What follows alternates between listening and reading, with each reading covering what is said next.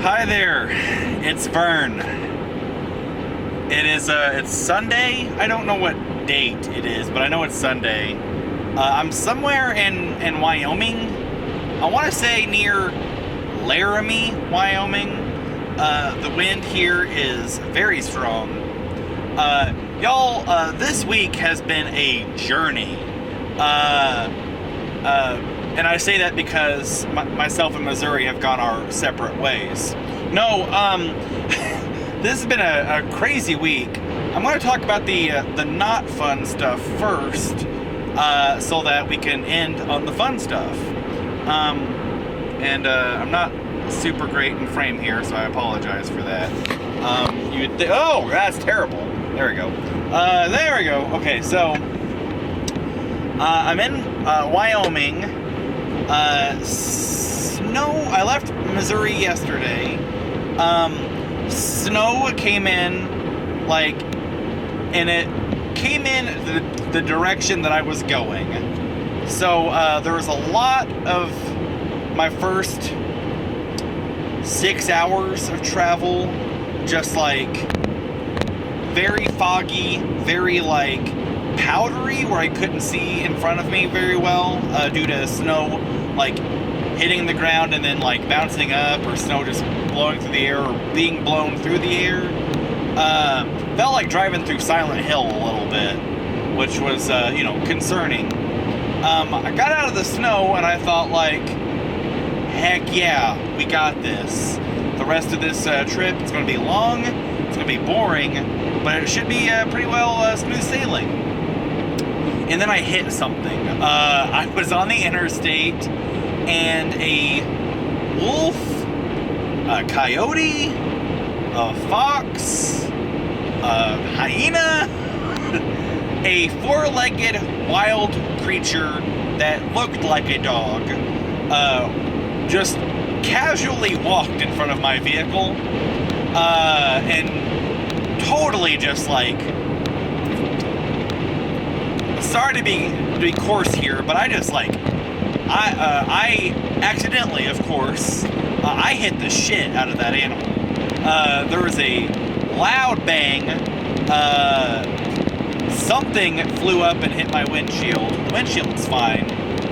But after a little bit of driving, I was like, hey, I should probably check out my vehicle. And I pulled over, and I say a little bit of driving, it was 3 miles of driving, 2 miles of driving, maybe 5 miles of driving.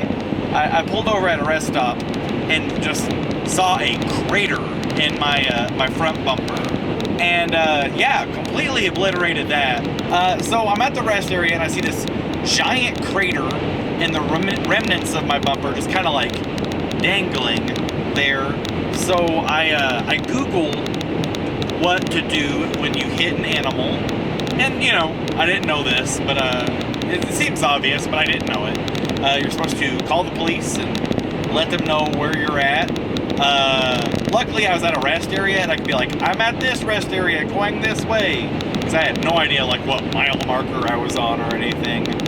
And so then I just had to, dick around at the rest area and wait for the police to arrive so that I could make a statement.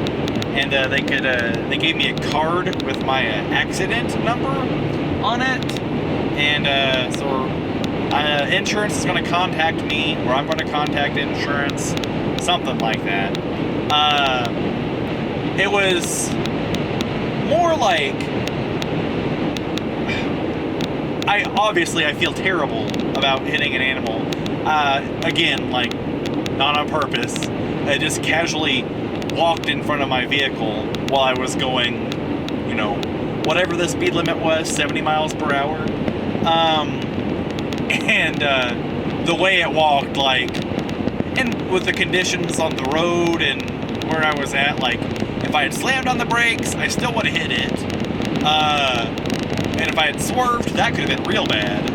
So it was a damned if you do, damned if you don't situation. Really bums me out. And then I'm at a gas station on the border of Missouri and Colorado later on that night, and the gas station won't allow you to pay at the pump. You have to go inside, which is great during a pandemic. And it was a pilot gas station, so couldn't prepay at the pilot pump during a pandemic. Say that 5 times fast. But I go in and I make my payment for the gas, and the lady's like, drive safe, and I'm like, I'll try, I already hit something. And she's like, oh, what happened? And like my dumb self tells her the story. And this lady's like, that poor animal. You know, it's so cold out right now, and it was probably just looking for someplace warm. And then you hit it and killed it. I was like, yeah, I know, thanks. Thanks for letting me know. Jesus. So, like, made me feel great at 1 in the morning, 2 in the morning, or something. At that gas station, I bought some bungee cord to kind of just try to, like, make it so that my front bumper was not dangling as much as it is. The front of my car looks like hell, as you see in the pictures, or saw in the pictures. And, like, I try to attach my bumper with this bungee cord, and, like, it's so cold, and the wind is just, like, cutting through me, that, like, by the time I get the bungee cord attached, like, I cannot feel my fingers at all. And I'm right-handed, and the right hand was the one where I really couldn't feel it. This is the first, I just got done, like, fueling up again, and that was the first gas station I hit in, like, daylight hours. And I looked at my hand, and it is, like, so, I don't know if it shows on camera, and it's really gross, so I'm gonna share it with you. It's, like, all pink and chapped and dry and super gross, and it's all from 5 minutes of trying to attach my bumper with a bungee cord. So, like, that was a thing. And then, you know, like, driving 10 hours, 11 I think I stopped driving at like 4 in the morning, 5 in the morning. Super tired. Got to do just the best thing, which is, like, sleep in my car. And sleeping in your car is not much better than just not sleeping. But slept in my car and did that, like, awkward thing where, like, I woke up and I needed to use the restroom, but I locked my car before I fell asleep, and so, like, I just opened the door, and then my alarm starts going off, and everyone's looking at me, and, like, people didn't know that my car was occupied, so I just come stumbling out of a vehicle that's, like, blaring an alarm, and I'm like, ooh, trying to, like, turn the alarm off. Horribly embarrassing. And then, you know, I'm in Middle America. I drove through Missouri.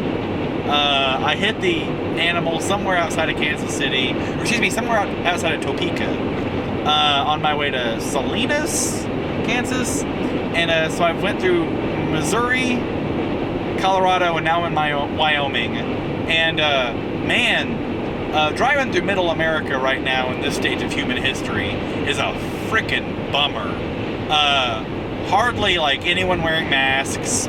I've seen so many, like, Trump flags and signs, and, like, I saw a sign saying that national news was fake news, and, like, I saw one bumper sticker, or not bumper sticker, it was, they don't have this anywhere else except for the Midwest, but, like, where they hang a sign on a semi-trailer and just have that stationed out somewhere and, like, put a light on it and use that as a billboard.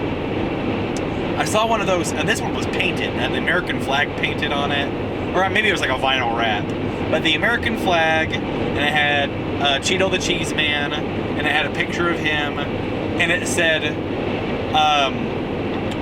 what does it say? It said, "Thank you for trying to save America," and I LOL'd so hard.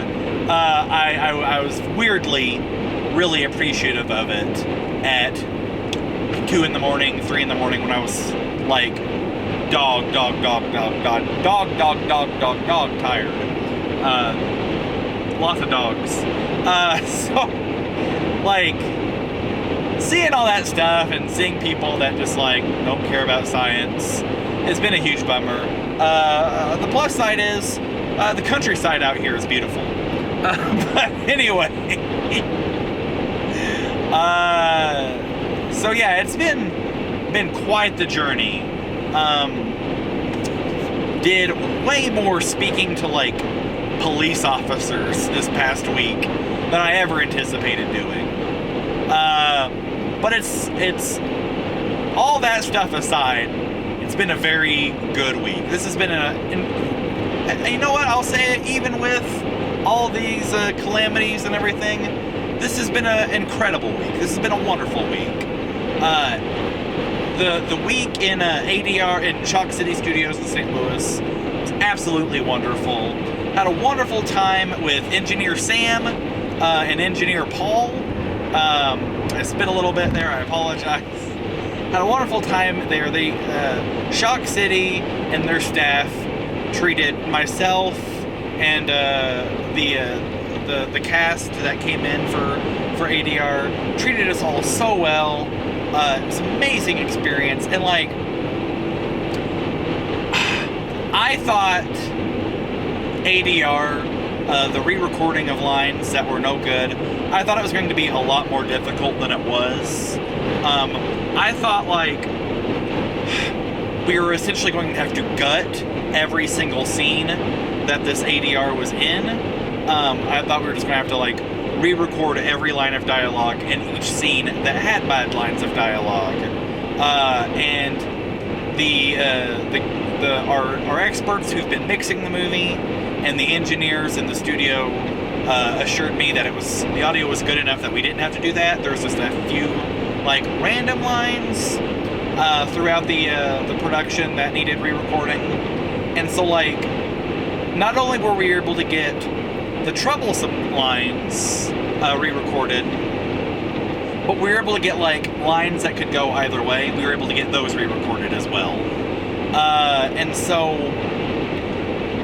And we not only did we get all these like troublesome lines re-recorded and like lines that could go either way re-recorded, but we all got them done like Wednesday.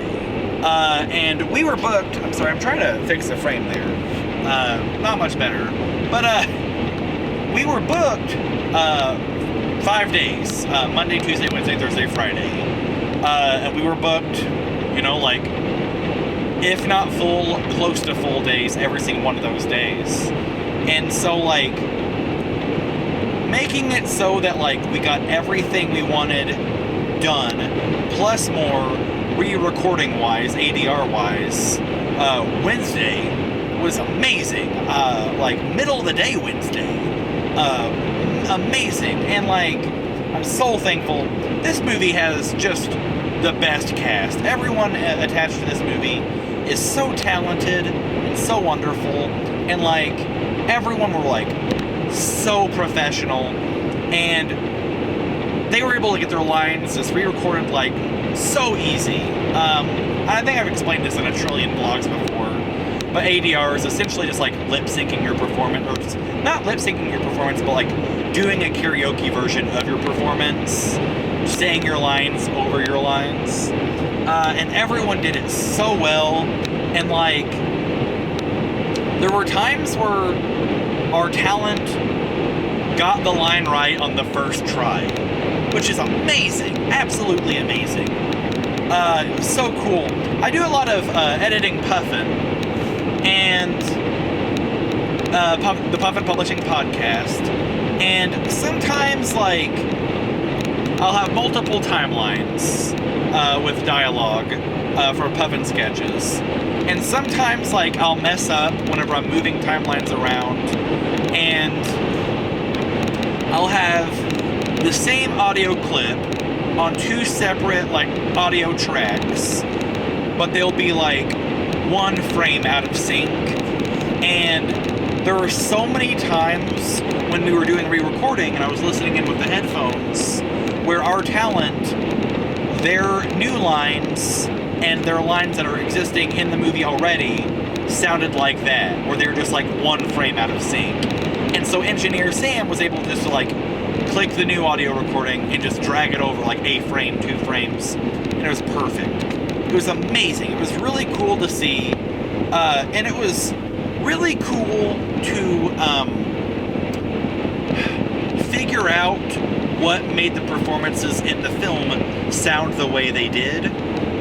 There was a few times, a lot of the ADR that we needed are scenes that are outdoors, and there were a few times where, like, our cast was like, why do I not sound right? Why am I not sounding the same here in the studio as I do there in the film? And we were able to, like, look at it and, like, oh, you know what? It was a cold day when we filmed, and so, like, your body tightens up and your throat tightens up.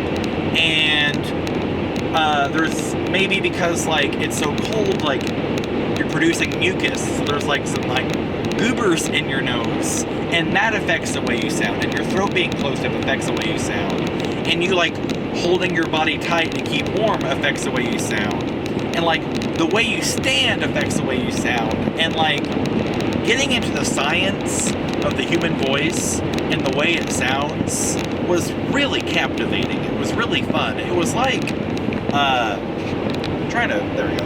It was like an ADR class. It felt like a class, but it was just like a very fun, like, class assignment. And it was really cool. I don't know if if the film school that I went to offers a course like that, but if they did, I didn't take it.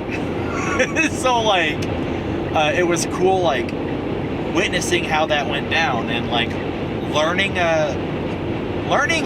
not learning a skill, but, like, learning things that I can apply if we have to do ADR again for future film projects. You know, and obviously the great white hope is that we don't have to do ADR.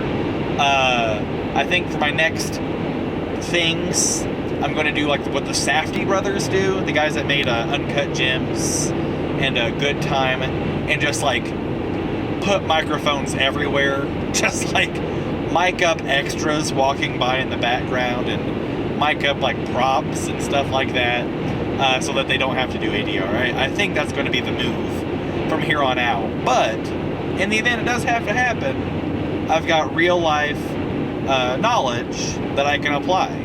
And it was really cool, just, like, learning that with the cast, learning that with Engineer Sam, and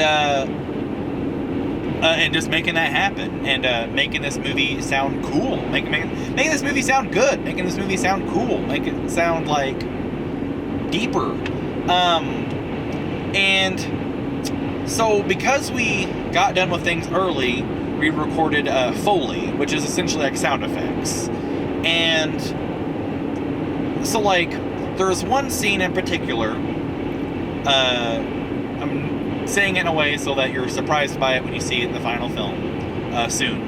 But there's a scene where two people are walking outside, and they're walking through grass, through fall leaves, through sticks and twigs and branches, and the grass, those twigs, everything else, how loud that grass was made it so that we could not hear them when they were doing their lines. And so when we re-recorded their lines, then it muted the picture, including their original lines, and, like, the ambiance and the footsteps that they were making on this, like, crunchy grass. And because it muted those clips, then we had to replace that ambiance and that, like, crunchiness of the leaves and the grass underneath them. So then we had to record Foley, and that was really fun to do and really cool to do, because, like, so it's winter time, and it's been raining here in Missouri, so, like, a lot of the leaves are broken up and wet and soggy and don't sound like fall leaves. So we had to, like, create leaf sounds. We were able to, like, scrounge up just, like, one paper bag full of real life leaves, and then everything else was things that could theoretically sound like leaves. So Engineer Sam was in the studio, and I was in the booth, and we laid down a tarp, and we laid down like frosted mini wheats, frosted flakes, pork rinds, potato chips, some newspaper, and then like what leaves that we had, and then like stepping on that sounded like stepping on leaves. It sounded like stepping on leaves that is on like frozen grass. That wintertime grass where like the morning dew comes and it freezes onto the blades of grass so that when you step on the grass it is crunchy, but then there's an extra layer of crunchy with like the fall leaves on top of it.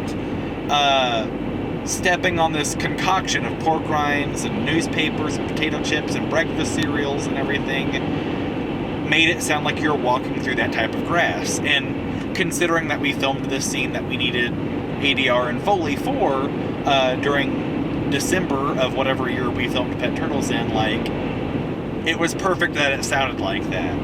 And so it was really cool just like to sit and watch our actors walk and like try to mirror my body to their performance, so it like I could walk in step with them, so I would be making my body would be making the same sounds as theirs.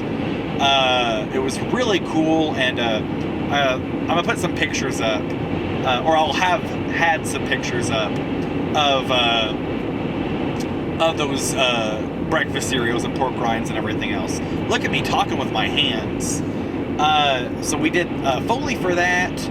We did Foley for another scene that was inside, where the main character carries a basket in, puts a basket down, and then walks out. We recorded Foley for that, and it was, again, the same thing, just mirroring their performance with a microphone attached to like my body, so I could make the same sounds that they were making. And then that was very fun and very cool, but it was also like weird in a weird way. It was weird in a weird way because so I wrote Pet Turtles based on real life experiences, but I do not appear in Pet Turtles. I casted an actor to like portray a Vern Tooley surrogate in the movie, Larry Claudin, as Lyle Warner. And Larry Claudin, just one of the best actors you'll ever encounter in your life. One of the many talented people in Pet Turtles. So like, he is a surrogate for my real life experiences in this movie, but I had to record sound effects for how he moved in the movie. So it became this thing where I was playing Lyle, who was playing me. It was this weird like separation of myself.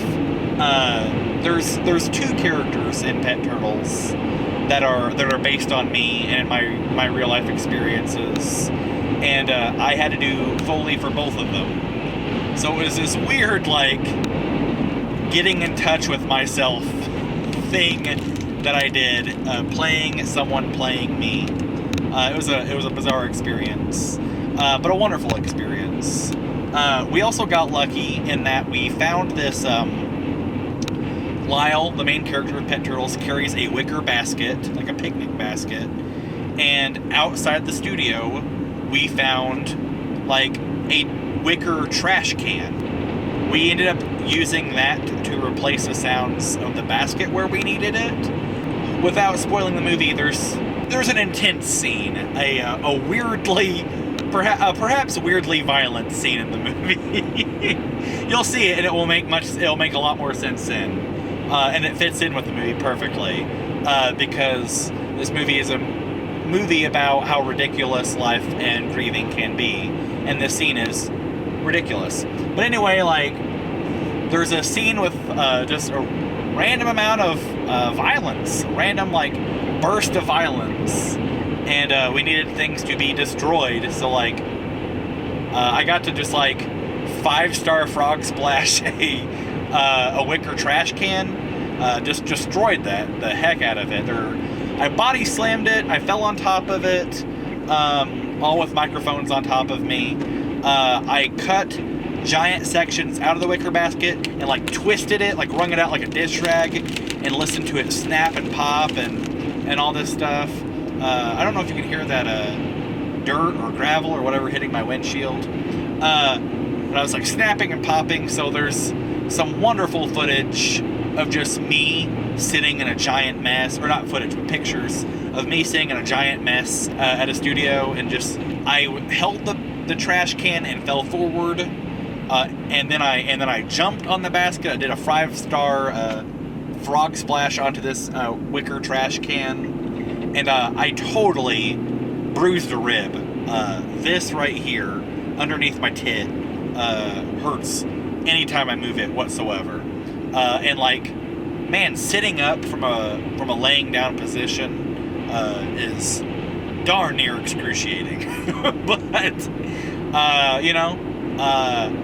I had already put my sweat into Pet Turtles. I already put my tears into Pet Turtles. It was time that I put my blood into it. It just, internal bleeding. But we recorded all that, and then also Engineer Sam has a wonderful dog named Jeff, and Jeff is a special boy, and Jeff, like, he purrs when you pet Jeff and Jeff is happy. He just like purrs at you. He just goes like, it just makes this sound. And I talked to Engineer Sam. I'm like, hey, can we record Jeff? And we recorded Jeff. And so now the turtles in the movie have sounds attached to them. Jeff the dog voices the turtles that exist in Pet Turtles. And it's added such a, like, hearing the turtles now adds just a tremendous texture to the movie, and adds a tremendous emotional weight to the movie. It makes things funnier than they already were, makes things sadder than they already were. It adds so much to the movie, and really leans into the aesthetic, and just to makes the movie even more special. And it was so cool, like, watching that happen and breathing new life into this movie, and giving this movie, like, new meaning and extended meaning and additional emotional weight. This movie, I know I'm biased, but this movie is so damn special, and it's so damn good, and I'm so happy with it, even with it not being done, but being so much closer to being done now than it was a week ago. I'm so happy with it. I'm so proud of it. I'm so excited for you guys to see it. It feels like I've been holding on to this secret, this like deep secret, and it's getting close to the time where I can finally share this secret with you. And I'm so excited for you guys to hear this, witness this thing that I've known for so long. For the first time. It's going to be a wonderful experience for all of us. So yeah, we had a great week. It was a wonderful week. All those audio files that we recorded have been sent to Justin, the wonderful Justin, who's been doing the mixing on this movie. Now we're working on getting a score recorded.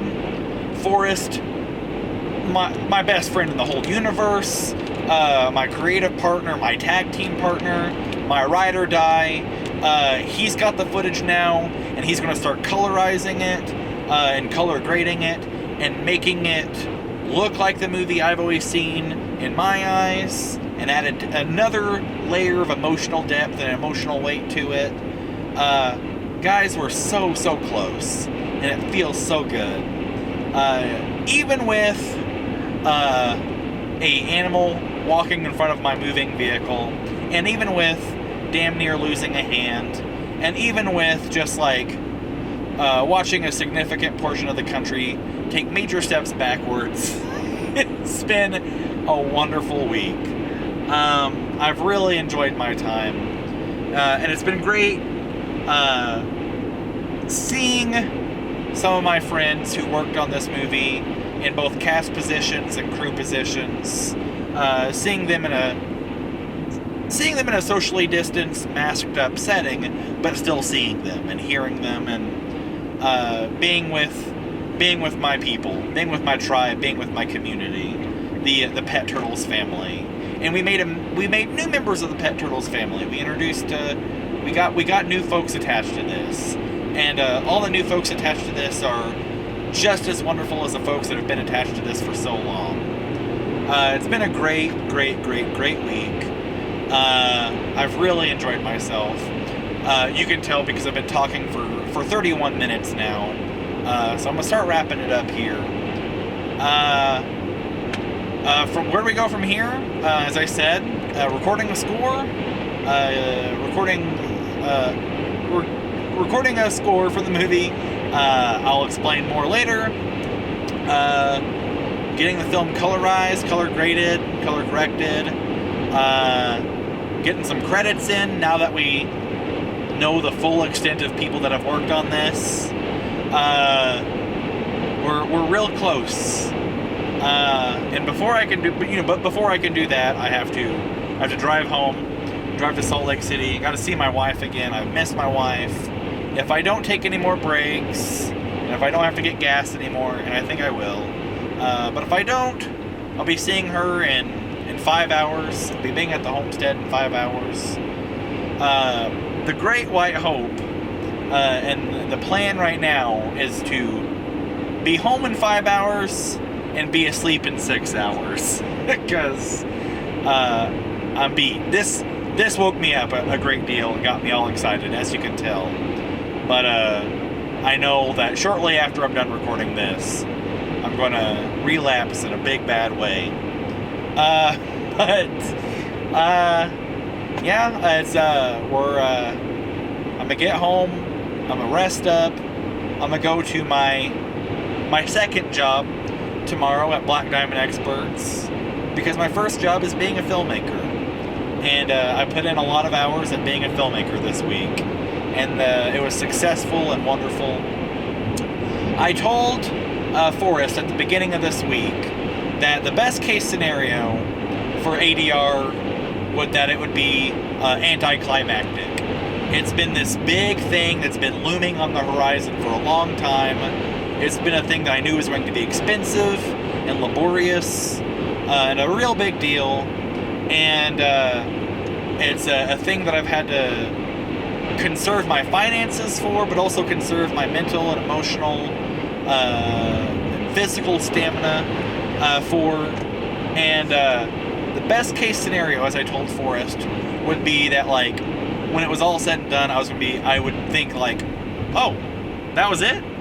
And to a degree, that's what I'm thinking. I'm like, oh, that was it? That was the thing that was so big on us? And anticlimactic is not the right word, and me being like, oh, that was it, is not the right feeling attached to it, because it was a big deal.